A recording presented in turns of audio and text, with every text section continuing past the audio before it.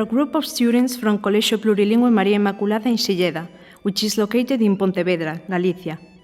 We are doing a project about the Romanesque footprint in our small town under the title Sacred and Profane Iconography of Silleda, studying the different avocations of Virgin Mary and Saints and the Eucharist and Christ. Please come with us. We will visit beautiful locations, as well as others that complete the enormous heritage in our surroundings. We will do it through the Road of Roads, the Way of Santiago, a pilgrimage route of medieval origin that leads to the tomb of Apostle Santiago in Compostela, known as Via da Prata, which in its way crosses our municipality from south to north towards Santiago de Compostela, capital of Galicia. Like many ancient monasteries, this one of San Lourenço de Carboeiro is located in a secluded and solitary place, surrounded by the thickness of its forests. It is a Benedictine monastery founded in the 10th century in Romanesque style in transition to Gothic, and whose name is due to the activity of coal.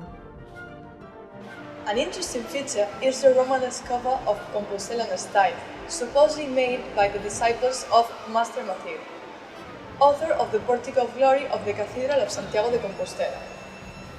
In it, the 24 old musicians of the Apocalypse and the figure of the Savior with the Evangelist are represented. At this point, we are crossing the Deza River by the Taboada Bridge that was built in 912, date that appears in this inscription. It is a bridge that belonged to the royal road that joined the cities of Santiago and Ourense. This church of Santiago de Taboada has a singular floor plan and rectangular apse.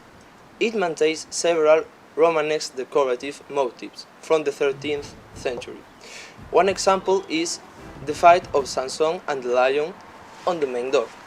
The legend says that every pilgrim who passes in front in this church must hit the door with his head. On the way to Santiago de Compostela, we are stopping in the parish of Breixa. This is a unique example of Galician Romanesque architecture. This church stands out for its curious, triumphal arcs and the columns, where a universe of real and fantastic animals like birds, centaurs, lions refer to the capital scenes of the man and his fight against them. The experts say that they were made by a foreign master in the remodeling of the primitive church in the 12th century.